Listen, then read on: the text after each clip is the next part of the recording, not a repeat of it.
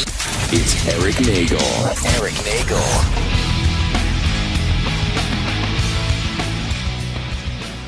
And we're back with It's Eric Nagel, E-Rock Radio on Twitter and Facebook and Instagram. Joined with my friend Giddles, Giddle Bass on Twitter, and What Big up? Kev from Big Kev's Geek Stuff, BK Geek Stuff. BK Geek Stuff is the Twitter, and you can also check us out over at bkgeekstuff.com. And he was nice enough. We are on the floor of New York Comic Con 2014 at the Jacob Javits Center here in New York City. Anything else been going on the floor here that we should make notice of? I don't know. The Lord of the Rings exhibit's pretty ridiculous. Yeah, there's Giant, a really impressive Smo-head. Lord of the Rings Hobbit display. Yeah. Oh, that's the Weta booth. Yeah. That's the company that did all the effects for all those movies. Huge dragon head. Yeah, Yeah, it's crazy. Smough. Right, and if you get close enough to it, the eyes open up. Yeah. We were there taking photos, and some little kid started screaming at the top of his lungs. Yeah. Scared the shit out of him. That's awesome. It is. So, Yeah, let me know. that But I happens. did go over to the Titan booth. I went over and got all my Doctor Who Titan exclusives, Oh, yeah. which seemed to annoy some guy next to me. It's not like he was buying all that anyway. Right. But he's like, sure, grab that too. And I said, excuse me? And he wouldn't look at me. And I go, you're a dick. And the guy behind the table, nice cool British dude, he goes, yeah, he is a dick. And the guy hadn't even bought anything yet, but he's already screaming at him because I got stacks of Doctor Who stuff. Money Yeah, talks. It is a little maddening, the impatience and the kind of angriness that exists in some people that are in this environment for too long. We're going to get to Gillian Anderson in just a second, but before we go, what is the big trend this year? Like every year, there's something new, a new series, a new movie, a new comic book, something comes out. What's the big costume trend this year? I don't know that there is a particular single trend in costuming this year. Well, Giddles had said earlier, we started to see a lot of Rick and Morty stuff this year. Yeah, I mean, Rick and Morty stuff, there's a lot of that. Is that an entire overview or like an entire trend? I couldn't really tell you if that were the case or not. Yeah, I couldn't tell. I've seen a lot of it, I've though. seen so much of everything. Like, really, and even, I'd say there's a lot of obscure characters that people are starting to do, that kind of thing. It really is a full range as far as cosplay goes. It seems like there's a lot of video games. I've Yes. seen a lot of Bob's Burgers, a lot of Adventure Time. I'll tell you The what there standard. is a lot of podcasters and bloggers that think they're real radio people that are just pissing me off. Yeah, What well, are you talking about? yeah, well. We'll get into that another time about the press junkets. But for now, we're going to talk to Gillian Anderson about her brand new book, A Vision of Fire. Here it is.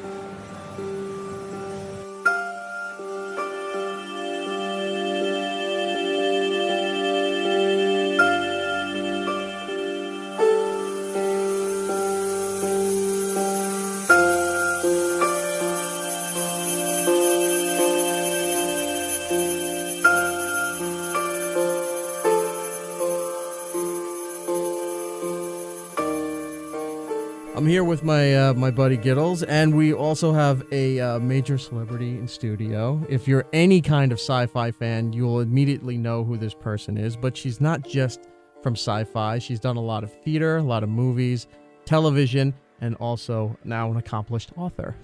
And Gillian Anderson is here. How are you? I'm very good. How are you? Can I ask you about your T-shirt? What's Sure. your T-shirt? It is a artwork of Doctor Who, the TARDIS. Oh, is it? Yes, I'm a big fan of Doctor Who and a lot of British television. Cool. We are also fans of The Fall. Thank you. Fall's awesome. Thank you. So The good. second season's more awesome. I can't. Well, that's I just have to say. We were going to wait a I little can't. bit Okay, on that, but no, okay. that's fine. We'll jump into it right now. Why not? Are you Since filming we're season here. 2 for The Fall right now? Season 2 is finished, and It's it's done. airing in the UK in November Awesome. and probably on Netflix in January. It's not often that, and I don't like to be one of those bootlegger types online or anything like Mhm. that, but a lot of the good British programming doesn't come over here till way later. So sometimes you have to do what you can to see the shows that you love. I'll just put Yeah. it that way. But yeah, excited for season 2.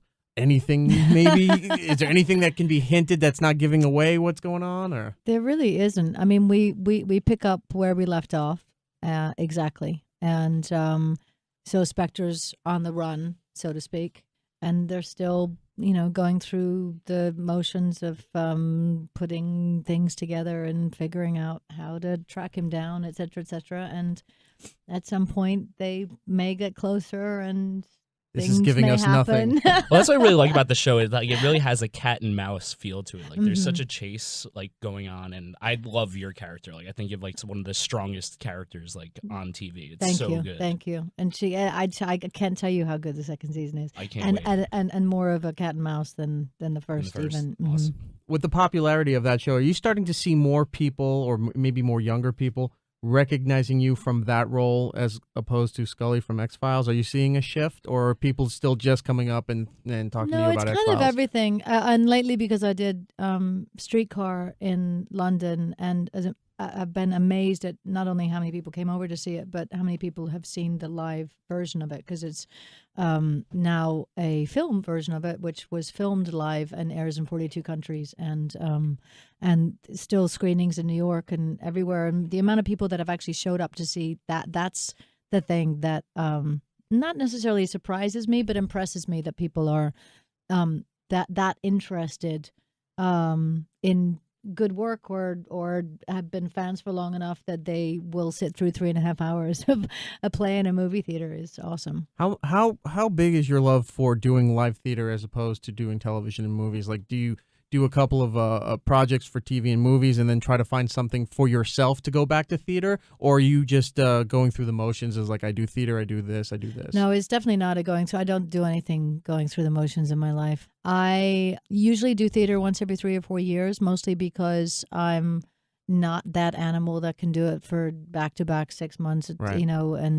But this is the first experience. I've wanted to play Blanche for pretty much my whole adult life, and it's been a long-running dream for me, and was involved in putting it together, and the director, and choosing the space, and it's so it was really a dream come true. And hopefully we're in talks with a theater in New York, and we're hoping to bring it here. It'll be a little while from now, but How many times have you seen Streetcar being performed without you being in the Without company? me. Yeah, but I mean, I've seen how many times probably have you 3 gotten a other chance to see productions of it, Yeah. I think, in my life. Yeah. By doing Streetcar, and Yeah. and you'll do the run if it comes to New York as well. Oh yeah. It would be the entire production. So that's me and Ben Foster and And that Vanessa. doesn't tire you out. That doesn't tire you out from doing it in London all this time and then coming to New York and doing it again. It was an extraordinary experience. It was the production on the whole. It's a small production, revolving stage in the round, very violent, very extreme, 3.5 hours, and it was cathartic. From the second it started, and by the end, I mean, Blanche goes mad through the course of the play. But at the end, I got everything out. I got to get all my everything out, my craziness, my aggressions, my tears out by the end of the play, and it was really cathartic. It's an extraordinary experience. With doing theater, and like you said, you just finished up season 2 of The Fall there. When do you schedule theater time in for yourself? Is it between jobs, or do you work the other jobs around your theater time? Usually after I have been away from theater for about 3 years, I start to get the itch for it again and start to make plans and decide what I want to do next. Streetcar was something that I'd wanted to do since I was a kid, so I've been actively pursuing it with various producers, various theaters, checking with the Tennessee Williams estate to find out when the rights are available. I've been doing that for years. And so I also started to realize that I was kind of aging myself out of being able to play her, because the estate is very picky about what the ceiling is for age for her, for Blanche. And I knew that if I didn't hurry up and do it soon, that then at some point they might shut the door on me. So this is more of a passion project for you. Completely, yeah. What did you think of the Simpsons episode when they did it? The Simpsons did. Streetcar Named Desire. They did? It was like in their early years, like third No or fourth season. way. I didn't know that, It's but I really will funny. track it down. Yeah. Yeah, I Ned will Flanders track that plays down. Stanley, and Really? and Marge is Blanche. That's hilarious. I will definitely track that down. All right. Well, you haven't seen that, but have I you at haven't least seen seen the that. episode you were in Yes, I've seen the episode. with That's the such a X-Files great there? episode. Yes, I've seen. What was that what was episode. doing that like? I mean, it's just voiceover work, Well, but that's what's the the thing. experience I mean, of that? that's the thing. I mean, at the time, we had a script. We went in. We stood in a gray room with no windows, said the lines, and left. And then 6 months later, I don't know whether it still takes them that long to put together an episode, but then You watched it when it came out? it took them 6 months to literally do each episode, and so 6 months later, it saw the light of day, and then I saw it. But it wasn't, it's not like it's not like I was in a room with Bart. Yeah.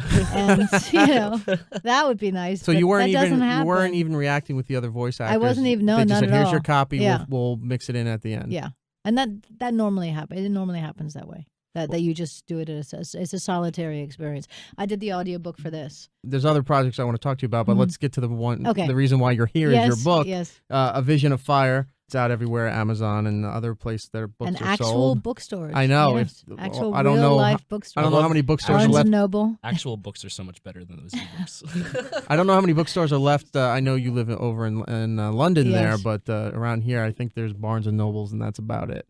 So if you can find a store, Well, or you if can get find it it online, at Barnes and Noble. I'll tell you that much. And Barnes and Noble online. Going back into the world of sci-fi with this book here, and drama, and a lot of family storyline in this book here. Where did this idea come from? Is because you've been so detached from sci-fi for a while. What made you think to dive right back into it again? Well, I haven't really been away from it that much. I did a film a couple years ago called I'll Follow You Down, which is has an element of time travel in it with Haley Osment and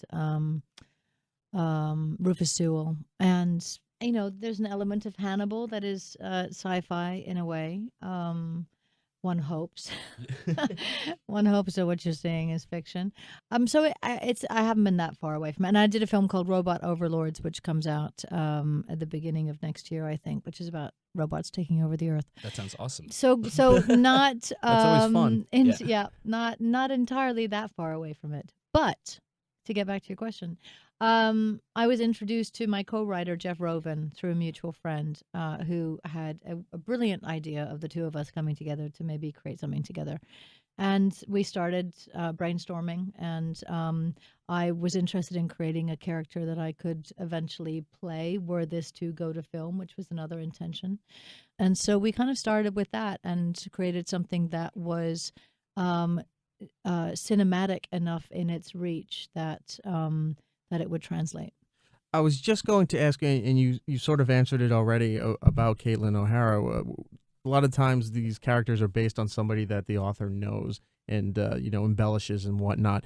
But you're in the unique position, being an actor and writing, that you wrote the part for yourself in the story there. Was this from the get-go that you're like, I want to play this character and that's how I'm going to build this story? Or did it eventually evolve into that and go, I think I could do this? Well, it was a business decision of, if I'm going to get involved in this, I would like to create a character, one that I would like to read, one that I haven't necessarily seen in the genre of science fiction before. She's not your typical science fiction heroine, so to speak. Well, she's a child psychologist. She's Psychiatrist, sorry. A psychiatrist, but she's also, she's a stable mom. And a struggling mom. Struggling, but she has a stable home life. She's very successful at what she does. I mean, she doesn't struggle financially. She doesn't struggle in her relationship with her son. So she's a stable, solid woman. And I think I meant struggling more about personal relationships. Like a little bit. I mean, she's not dating. there's she's not really seeing anybody. No, that's true. But I don't think that's necessarily. I mean, I think that would be nice, but she doesn't hang out in bars so that she meets somebody. No. She's not that kind of person. She's not wanting in that sense. I think she feels like it would be nice to have a relationship, but her other work and her relationship with her son comes before that.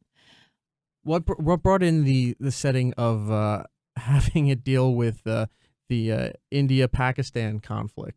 Because usually you don't see sci-fi in the sense of war. It usually means some kind of alien thing or government mind control, things like that. But to have it set on a real life situation where a war will escalate, and really quickly based on all of this, to put it in a realistic setting but still be sort of fantasy. Yeah, well, I mean, that there's a lot in this book.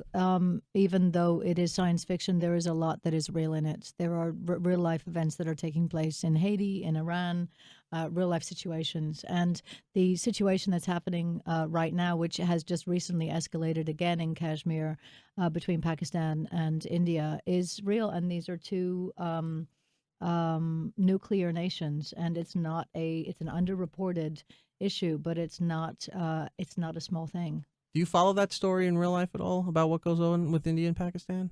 Have been following it more since we started writing about it. There's an interesting piece. Are you familiar with Vice at all? It's an Yes. alternative news outlet here in the United States.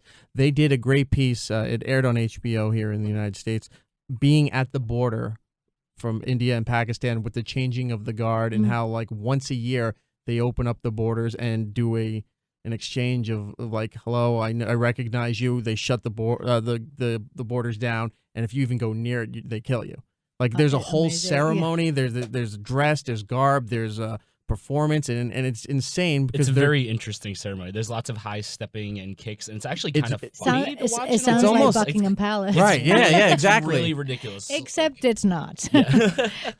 Also in the story here, there's a character that has I don't know if it's a possession, but they start speaking in tongues and images going through their head, and it's sort of becoming an outbreak throughout the world where other people are experiencing these symptoms here. Well, Caitlin is brought to the attention of a young girl who is the daughter of the Indian ambassador to the UN, and he's walking his daughter to school one day, and there is an assassination attempt on his life, and Monique, his daughter, witnesses it, and at that point. Starts to exhibit some very, very strange behavior. And Caitlin is brought in by a mutual friend who's an interpreter at the UN for the Indian ambassador to observe Monique discreetly because of what's going on in the region. Anything that is unsettling at home could potentially be used as an excuse to end talks or at least set them off on the wrong track. So there is the tension of that scenario as well. The fact that the work that Caitlin is doing and the fact that his daughter is sick is adding to the situation. Does religion play a big part in your life? I wouldn't say religion does. Or faith, maybe. Faith, certain spirituality, yes. There are discussions about religions and spiritual aspects and Right. metaphysics, etc., throughout the book. But the whole talking in tongues thing. Well, the talking in tongues thing is more to do with what we come to learn. What Caitlin discovers Right. is that there is an ancient civilization that is having impact in the present, and why the kids who are experiencing trauma in real time now in 2014 are being affected by the civilization in the past because of a trauma that they experienced. The book is called A Vision of Fire. I'm here with Gillian Anderson. You can get it on Amazon. You said you already did the audio version of it. Is that available right now as well? As we speak. So if you're in the car somewhere, you can download it, Bluetooth it right to your radio, and take a listen. Stop driving first and then download it. You said you were writing this and envisioning the main character as a part that you could eventually play. With the book out now and everything, are you shopping around the rights to make this a reality? We were approached the minute the book was announced by a handful of production companies, and made a decision to wait until the book actually came out to start that conversation again. What kind of role, if it does get picked up, what kind of role would you take other than, actually being in the production? Would you do more of a behind-the-scenes thing, too? Do you want to be a producer? Direct? Do you direct at all? Or I have directed. A couple of times. I will direct again, but this isn't something that I would direct. No, this is just going to be somebody else take the reins. I'm just going to live the part that I wrote. Yeah, I'm not sure if I'm that interested in big action features. I'm more interested in art house films and in directing those. I do want to talk about a couple other projects that you have worked on. You were great in The Last King of Scotland. Thank you. But also you did Charles Dickens' Bleak House. Mm-hmm. That's awesome. Thank you. Because I never got a chance to see that story until I heard that you were in it, and I saw. There's ways of finding things, and you seek it out. And are you a big fan of these older classic works, maybe even more Shakespearean style stuff too? And well, I live in the UK, and they do a lot of dramatizations of classic works over there. And I have been fortunately approached by specifically the BBC to do these pieces. And so I was asked to do, the first one I did was Bleak House, playing Lady Deadlock, and then I did Great Expectations for them and Miss Havisham. And then there was a book, contemporary novel called The Crimson Petal and the White that I did for ITV, or was it Channel 4? I can't remember. But yes, so period pieces. And I enjoy that. It's wonderful to mix that in with everything else. It's interesting with the Bleak House by Dickens that it's not a book that's really stressed reading over here in the United States, but Great Expectations is. They have it at least in when we were going to high school and stuff. They made you read it, as they say, and with all the great works like from Shakespeare and Dickens and whatnot. So it's just interesting to see some other stories that don't get the popularity as far as other Dickens works. To see that come up on the stage there, and did a great job. From it wasn't the complete thing, but from everything I saw, it was amazing. Well, it is downloadable. So if you wanted to see more of it, you could do that legally. The book, A Vision of Fire, Gillian Anderson. You do a lot of charitable work too. I wanted to talk to you about. You're involved with PETA, and the Amnesty International was an interesting thing because you always hear people talk about it, but you never see people really do stuff. And I read that you were part of that letter that was presented on their behalf. Do you do a lot of fundraising for them? Do you do a lot of the performance stuff that they put out time to time?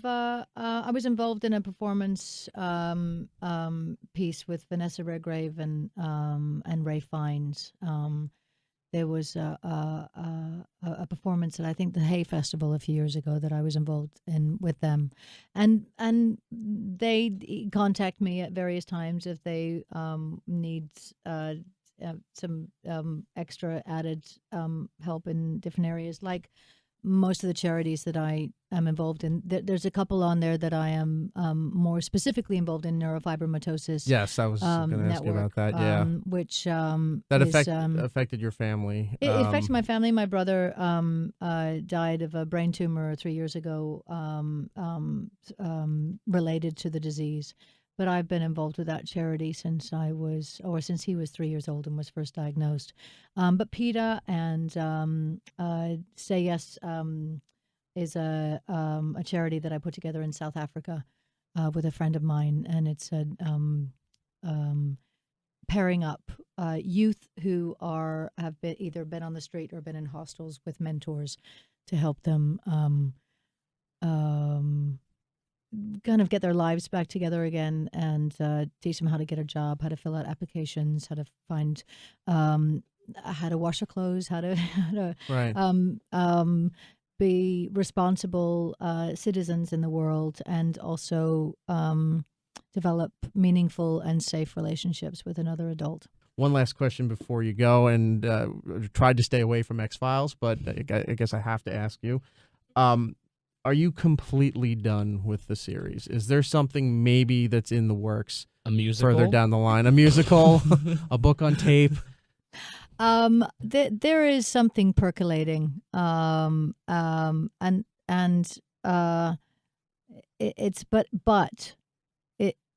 It needs to be manifested. Okay. If you know what I mean. So it's an idea right now. Yeah, there's been talk for a long time. There continues to be talk. There's support on all sides.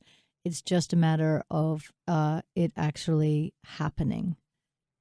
Are you pushing for it? Or yeah, we're all pushing for it. Oh, we're that's all great. pushing for it. Well, hopefully this will happen one day. Thank you so much. It's been a real honor. And if you couldn't tell, I've been nervous here talking to you. Because look, I grew up watching X-Files and watching your other projects, so it was a big portion of my young adulthood. So I do appreciate you taking the time out to talk to us. Vision of Fire is the book. You can find it on Amazon and in bookstores, also the audio version as well. Brian, did you have anything else? No, it's just awesome. And also watch The The Fall Fall if you great. get a chance to as well. Everyone Thanks, should watch guys. The I Fall. really appreciate it. Thank you Thanks so for your much. support. Thank you. It's Eric Nagel. Back on the floor here of New York Comic Con 2014 at the Jacob Javits Center here in New York City. It's Eric Nagel. That is me. E-Rock Radio on Twitter and Instagram. My buddy Giddles is joining me, and Hello. Big Kev from Big Kev's Geek Stuff. I think that's about it for us. Comic-Con has been, again, amazing. We look forward to this every year. Thank you to Big Kev and the Big Kev Geek Stuff crew for allowing us to use their booth for all of this stuff right here on the floor. You got a great location this year. Oh, yes, This is a great terrific. spot. Last We year they couldn't stuck be you in happier. Artist Alley all the way in the back, and you were nowhere. No, you know what? That was a good location, too. Different crowd, different vibe, but we're glad to be on the main floor. We're really happy to be in the block where all the designer toy stuff goes How bad down. do you want her outfit to split open right now? Who? The Asian Catwoman. Uh-huh. Yeah. Wow. Oh, anyway, my. that was distracting, and the people on the radio don't know what I'm Yes. talking about. Anyway, so And apparently, there's a lot of guys dressed as Batman, by the way, who Yeah. did not heed the line from Dark Knight, yeah. which was, what makes you better than us? I'm not wearing hockey pads. A lot of guys not getting the point there. Well, we'll go out with that. BKGeekStuff.com, BK Geek Stuff on Twitter. Yes, sir. And check out the podcast, Big Kev Geek Stuff. Thank you, Subscribe sir. on iTunes. Giddles, thank you for filling in this week. Yeah, totally. It's fun, Giddlebase man. on Twitter. And Instagram. We're going to leave you now from the floor of New York Comic Con 2014. Blank Man. That blank man was amazing. Did you see him? No. Oh, it was great. Well, with that being said, till next time, be seeing you. And that's all the time we have. Follow Eric on Twitter, Facebook, and Instagram at eRock Radio. The show should be back next week. Maybe in 2 weeks. Who the hell knows around here anymore?